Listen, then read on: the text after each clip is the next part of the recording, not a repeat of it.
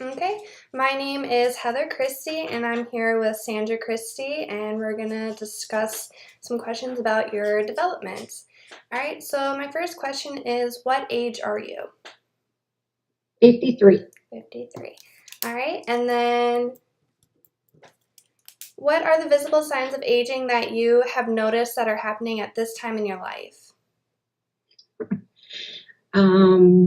Sore, achy joints, Mm-hmm.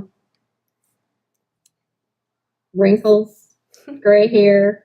Yeah.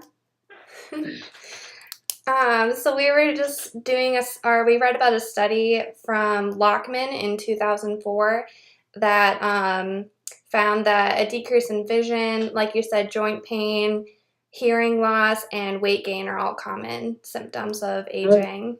Yeah. definitely. Hmm. Does your family have heredity, heart problems, cancer, hypertension, or diabetes? Hypertension and cancer. Okay. And are you aware of the signs and symptoms of these health problems? Yes. Okay. Um, as people age, the risk of vascular diseases increases, which is unfortunate. Um, high blood pressure, high levels of good cholesterol, obesity, and diabetes increases the risk of stroke and white matter disease. So, individuals often experience problems within their sex lives due to medical conditions such as diabetes and heart diseases. So, at least you don't have the heart diseases running in your family, so that's good. So since entering this stage of life, have you noticed any cognitive, intellectual decline in how you make decisions and remember things?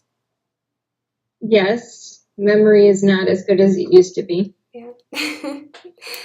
Yeah, that was one of the signs. It was saying that working memory decreases at this stage. So the ability to hold like short-term memories decreases. So remembering something that someone just told you. And then it's also the speed of processing.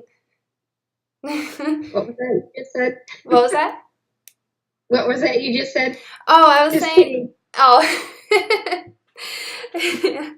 I Short-term did find it memory. interesting though. They did show a video that, or they were talking about how even though working memory decreases, um, older people in middle life are actually better students because they are able to tie their experiences to it and form better connections with the material, and they're able to memorize it for like long-term use. So I thought that was pretty interesting versus like younger students. Hmm. So how have your relationships changed with others since entering into the stage of life, such as your spouse, significant other, parents, children, coworkers, and neighbors? Well, I guess with like older neighbors or older parents, I tend to relate with them more now because we Yeah. have the same kind of ailing problems going on, joints and pain and stiffness and things like that. Mm-hmm. Um, as far as younger people and relating to them, um, I feel like there's generation gap. Like I don't understand a lot of times their language or what they're talking about. Mm-hmm. Like As technology opposed, and whatnot. right? Yeah. Yes, yeah. Yeah. Phones, how to run a computer, how to run a phone, or Yeah. you know, I only know the basics, whereas younger people just know how to run a computer a lot better than I do. Yeah. So I mean, it's also because you grow up with them for the younger generation, so you just kind of grow up with them and they're just constantly around them, so right, you don't right. necessarily interact with them as much. Livingston was doing his theory was that middle adulthood is a time of reflecting on relationships and modifying them or ending them. So have you felt like you've ended certain relationships? Yes, I've ended relationship with ex-husband Mm-hmm. and started new relationships and um,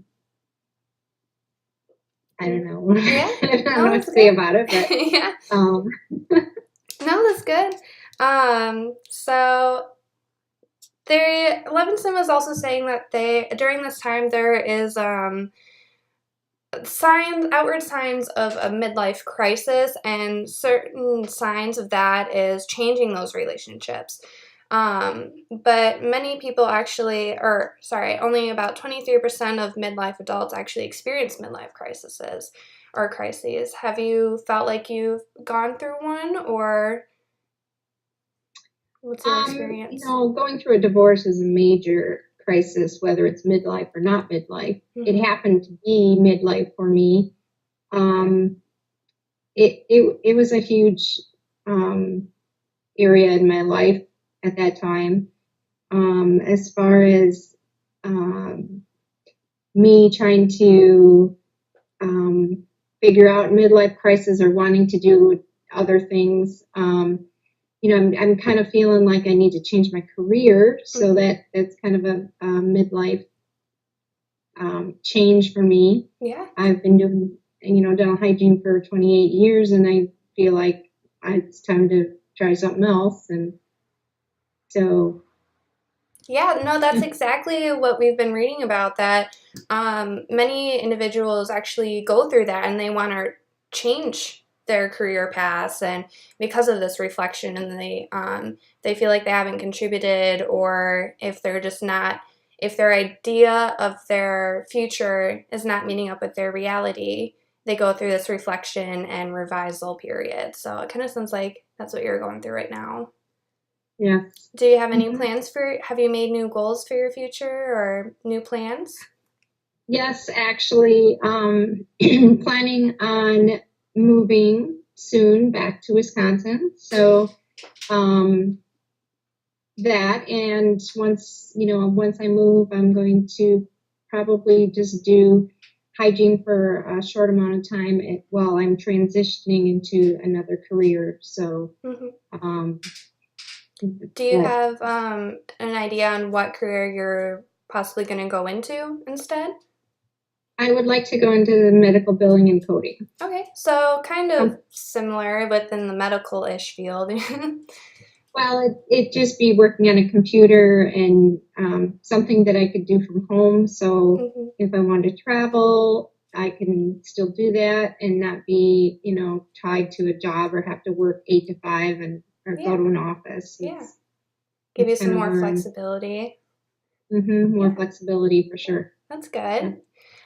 So the next question is also talking about careers. So we just kind of talked about it. What is your career at this time? You said dental hygiene. And the other question was, are you comfortable with your and content with your career? And you said no, so that's why you're switching it. And It's not that I don't like my career. mm-hmm, I have liked it for the last 28 years. It's just it's hard on the body now. It's hard on my mm-hmm, back and my wrists, and mm-hmm. so I feel like for the health of my body, I need to change to something else. Yeah, definitely. So let's see. The next question is, what lifestyle choices have you had a strong or have had a strong impact on your health status, such as like exercise, diet, certain habits, etc.? Um, how they've impacted? What was the question? What lifestyle choices have a strong impact on your health status?